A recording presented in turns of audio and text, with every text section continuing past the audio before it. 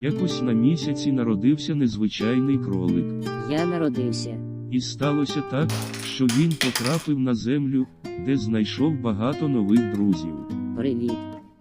А що сталося далі, ми з вами зараз і дізнаємось. Павутина.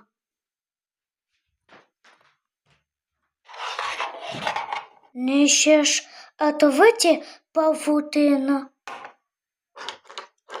Ну давай. О, так весело.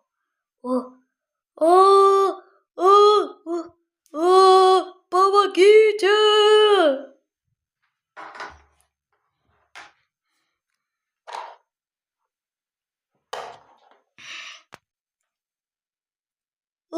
Я помогу!